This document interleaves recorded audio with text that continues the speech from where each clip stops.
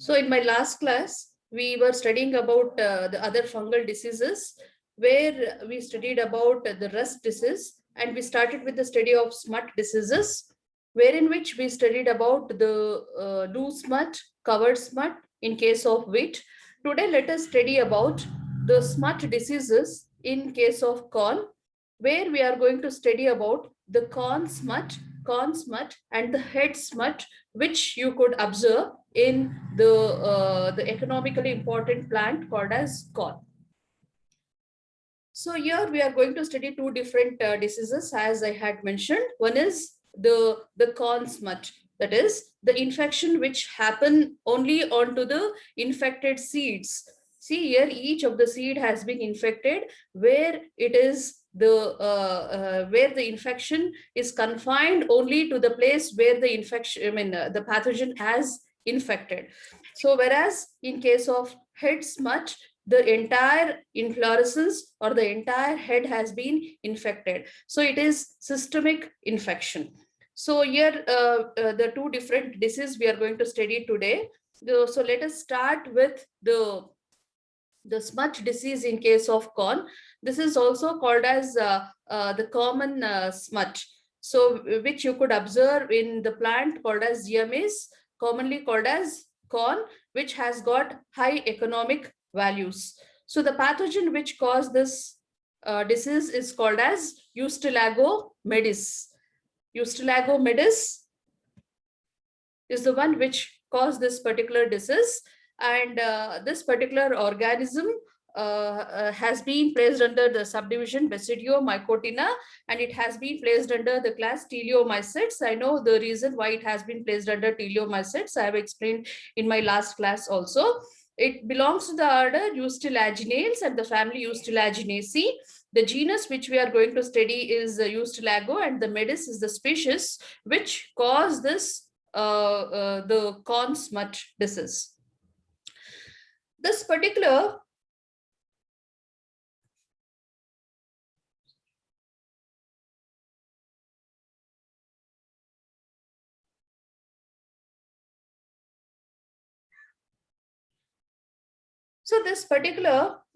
genus Eustilago is been derived from the Latin word eustillare, means burn.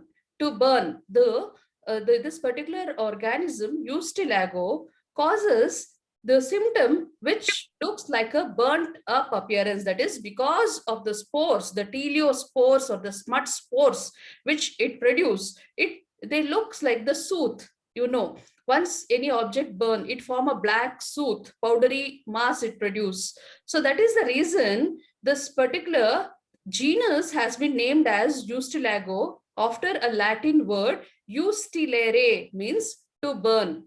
So this such smut spores or soot like, hence the genus has been named as Eustilago.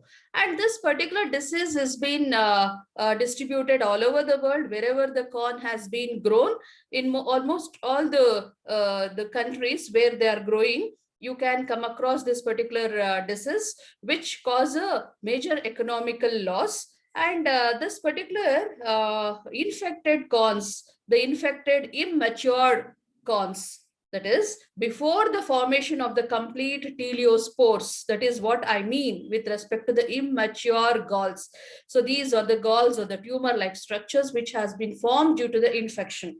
So these are immature galls, that is before the formation of teleospore. Entire this particular corn, before the replacement of the spores, that is called as immature. So this immature galls has been used as a food in some of the European countries, and also in Mexico. They use this, and it has been traded as Utlacochi. It has been traded as Utlacochi because of the delicacy of this particular, they form that is they use it like how the mushrooms has been used. So the mushrooms, you know, the basidiocarbs which we are going to use. So in the same way, the immature galls have been used in some of the European countries. And also the environmental condition required for the spread of this particular disease is hot and dry weather. That is hot and dry weather, that is during the process of the pollination. So after the process of blossom, the pollination has to happen for the process of fertilization. That is during pollination followed by heavy rain season. This is the appropriate period for the spread of this particular disease. And also, if the field has been not properly maintained, that is if the manuring is inappropriate, if excess manure, especially the nitrogenous fertilizers which we are going to use, if it is not properly calculated, and if it is not being used appropriately, this also increases the pathogens in that particular soil, which leads to the infection. So, however, this particular slide, we studied that corn smuts are caused by Eustallago maedis, and this particular organism is causes a disease called as corn smut. It is one of the airborne disease. Remember, it is one of the airborne disease, and it especially infects the head or the inflorescence or the grains of this particular plant. And in some of the countries, such kind of infected corns with Eustallago has been used as food also. Inappropriate usage of manure, and also the hot dry weather condition followed by heavy rain causes the infection. The pathogenicity rate is higher during that particular time. Then coming to the symptoms of this particular disease. What are the different symptoms of this particular corn smut? So as I had mentioned, this is one of the airborne disease where the infection happened to the aerial part of the plant, and wherever the infection has happened, this is not a systemic disease. It's not a systemic disease, that is wherein which we studied that in our covered smut or in blue smut, the infection is to the entire part of the plant. Whereas this particular infection happened wherever the pathogen has attacked. So here this is an airborne disease where the infection happen only usually onto the aerial part of the plant, especially onto the inflorescence, that is onto the heads. Here it is called as tassels. Here the inflorescence, we can call them as tassels. So here the symptoms can be noticed only on this particular ears or inflorescence, where you can see the formation of tumors, where, for example, if the corn has been infected by the spores, they enter inside that particular seeds or into that corn, and they cause infection, and this leads to the formation of tumor or galls. Why this tumor or gall formation happen? This is due to the hypertrophy or hyperplasia, that is the increase in the size of the cell, that is the volume of the cell or the number of the cells, is called as hypertrophy or hyperplasia. So because this may be due to the some in Agrobacterium tumefaciens, what happened? There will be some hormonal changes which leads to the increase in the number of the cells, which leads to the tumor. In the same way, here also this particular organism alters the hormone, that is the phytohormones, which leads to the massive increase in the size of the cells or the number of the cells, which leads to the formation of the tumor or galls. So later what happens? These galls will be filled with that of spores. That is the pathogen, once it enters inside this particular corn, what happens? The number of the cells increase. At the same time, they grow and develop in that particular corn. And also, once the nutrition vanishes in that particular region, they undergoes a process of reproduction, where the entire mycelium undergoes a process of the sporulation, which leads to the formation of teleospores. So at that particular point of time, you can see this particular galls, which have been filled with the spores. So here you could, in this particular image, you can see some healthy seeds as well as the infected corns, infected seeds of the corns. So here you can see the major difference. So here each of this corn, or you can call them as the galls, they are, they grow 4 to 5 inches in diameter and releases thousands and thousands of spores. So once this particular spores are blown out, these spores can infect the other seeds of the other plants or the same plant respectively. And also you can see the difference between the size of the healthy corns and that of a infected corns. They are 10 to 12 or 15 times bigger than that of a normal corns. And also these spores can infect even onto the, sometime even onto the leaves also you can find some infection. But however, this particular infection is confined usually onto the corns or onto the seeds. And another important thing, as I was mentioning, these galls are commonly called as corn truffles, that is, this immatured before the process of dehiscence of this particular corn, the, say, whatever the whitish or the grayish membrane which has been covered over by this on this particular spores before the process of their dehiscence or before the process of the rupture, and before the formation of the stereospores, that particular immature corns are called as corn truffles. Truffles are nothing but the mushrooms or the Mexican truffles, which has been highly useful, and also they say that is rich in protein. And also this has been marketed or traded in Mexico as Itlacoche, as I had mentioned. I also given the link of the YouTube. Later, once I share this PPT, you can go through this YouTube link and see how this particular corn truffles can be used as food also. So once again, I will repeat the symptoms. The important symptom is the infection which happen usually onto the heads or onto the ears or onto the corns of the plant, economically important part of the plant.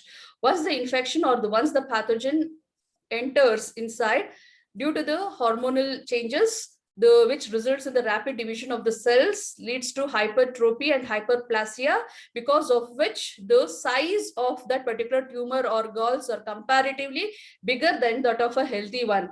And if you see that carefully, each infected corns, it has been covered over by a thin, delicate, grayish or whitish membrane, which consists of millions and billions of teleospores inside them.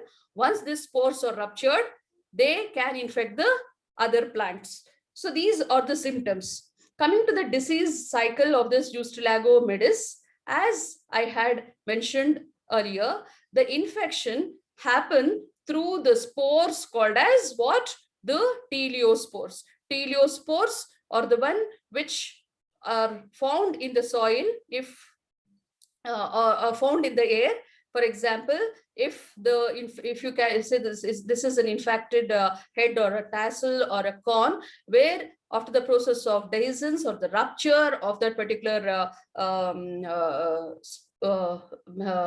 spores, so the spores are released into the air. They are dikaryotic in nature.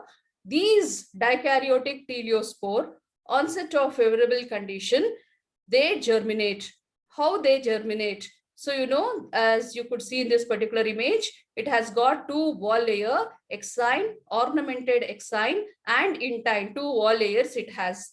Onset of favorable condition, these teleospores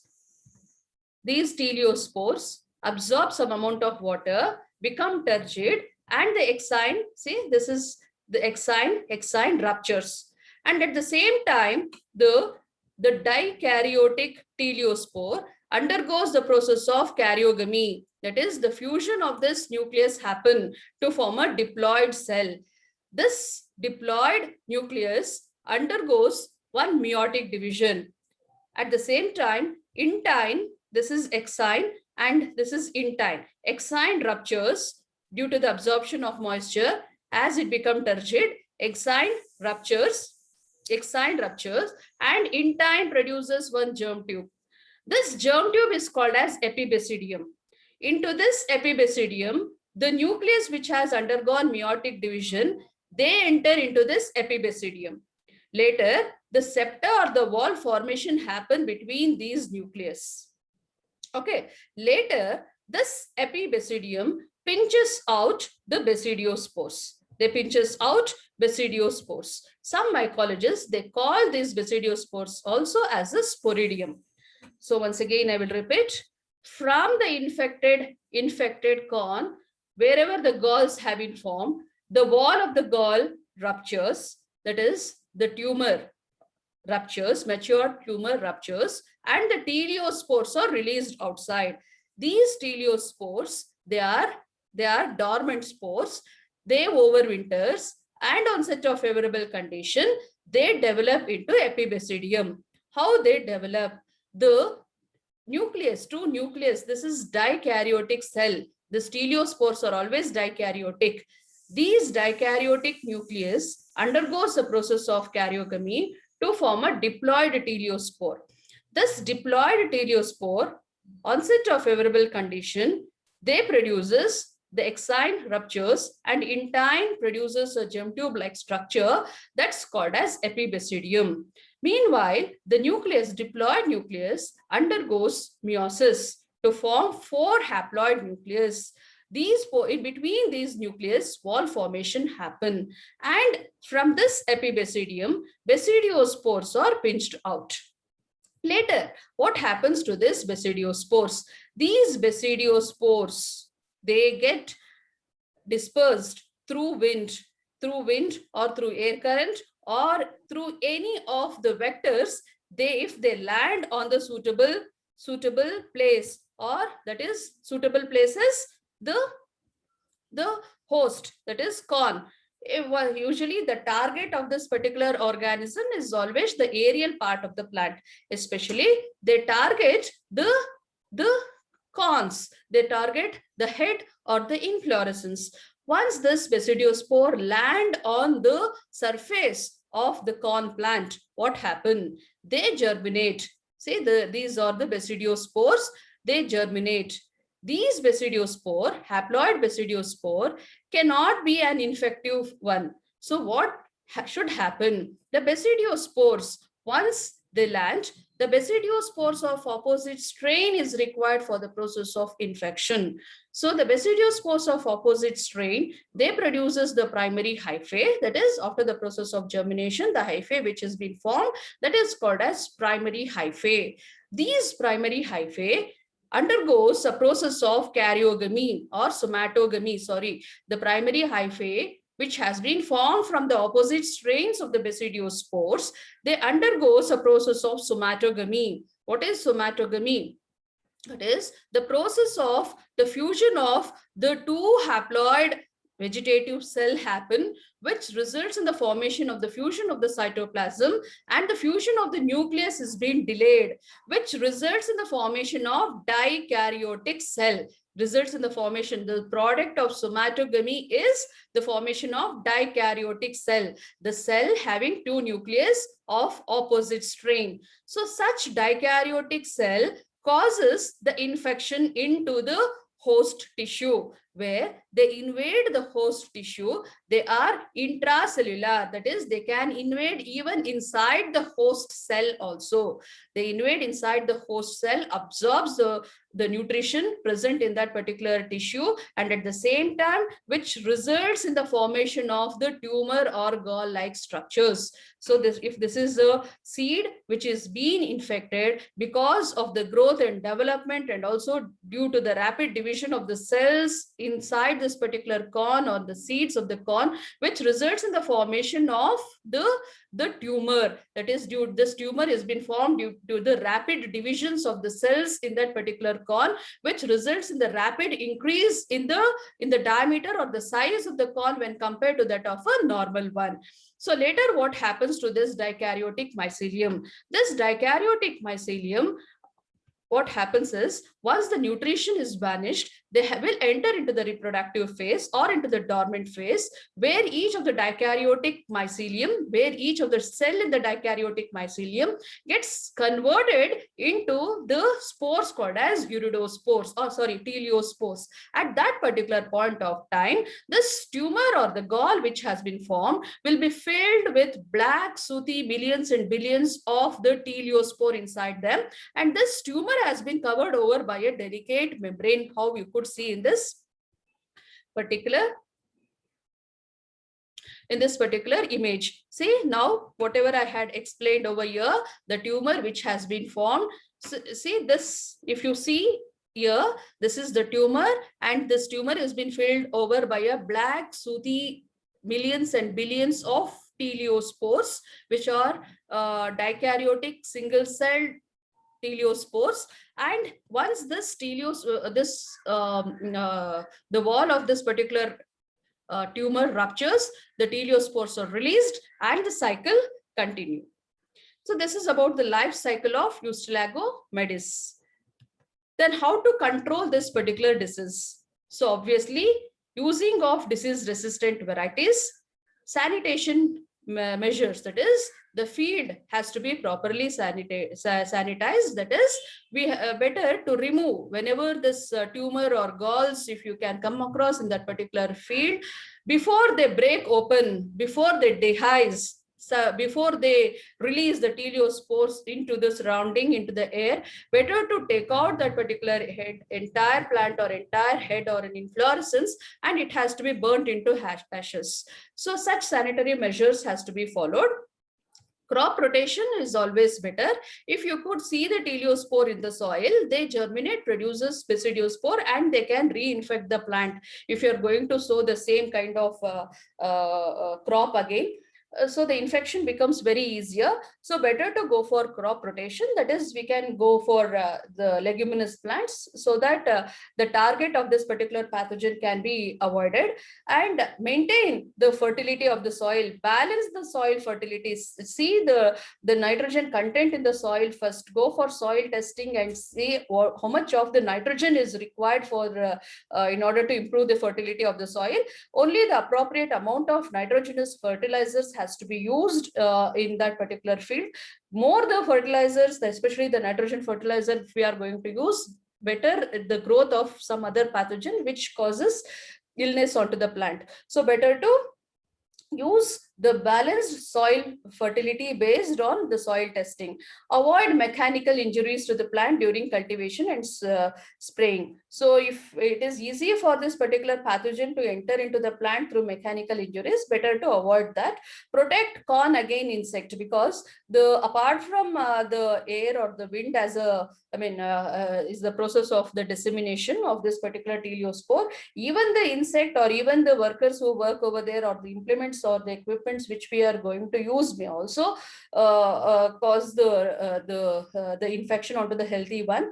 And also these insects are also one of the other vectors which can cause the infection. Better to protect the corns against insects. We can go for any of the method like use of certain insecticides, or we can also go for some trapping plants. Trap plants are also available. That is, these trap plants are nothing but they produce some flowers where actually they attract this particular insect. That is also one of the method of biological method of controlling this particular insects.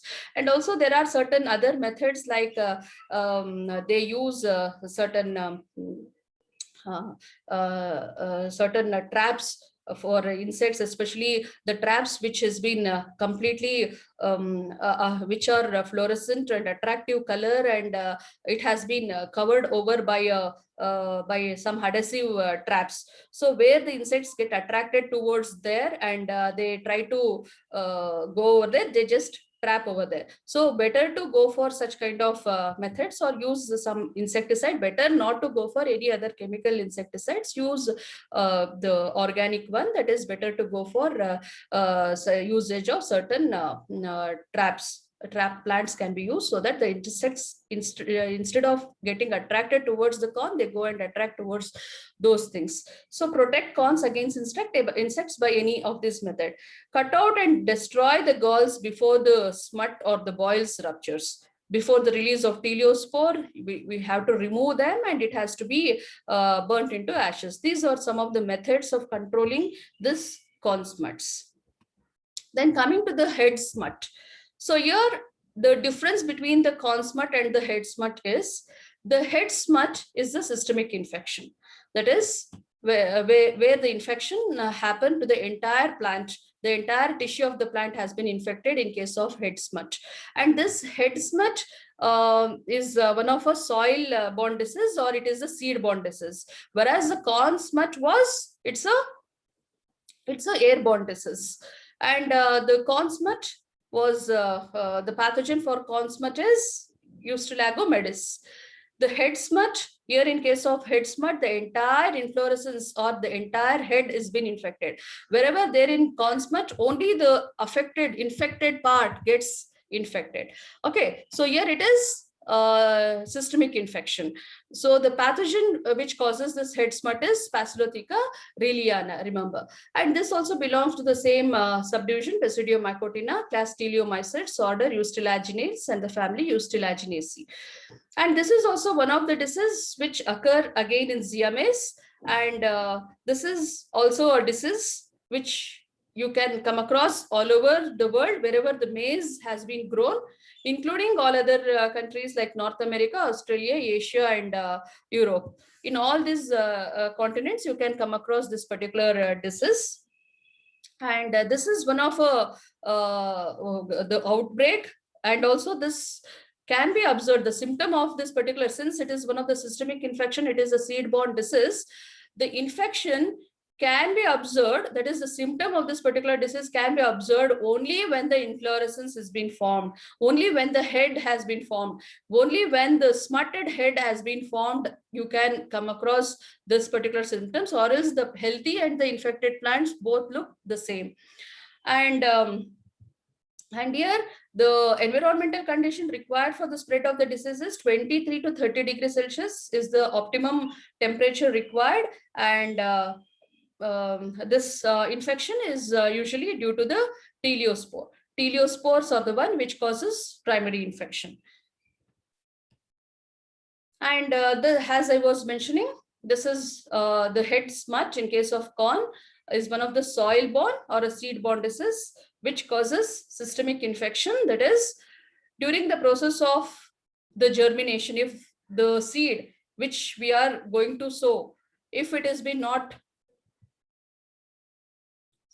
if it is contaminated, if it has got the teleospores on their surface, or the soil, if it has been not properly sanitized, during the process of sowing, during the process of the germination, during the process of the germination of the seed, what happened? The seedling get infected. Once the seedling get infected, they enter into the tissue of the seedlings, and it also grow along with the seedling. How actually it grows? The same reach, the entire tissue starting from the root system, shoot system, the leaves, everything will be occupied by this particular fungus, and it grows along with the plants. And you can see the evidence of the symptom only when the ears or the head has been formed. So only see, for example, if you see this particular image, you could see the plant which looks healthy. Only once you could, the head or the inflorescence has been formed, where you could see the entire inflorescence would have been smutted, where you could see the entire head has been occupied by the black sooty spore. That is the characteristic feature of this head smut. And these smuts are nothing but the teleospores.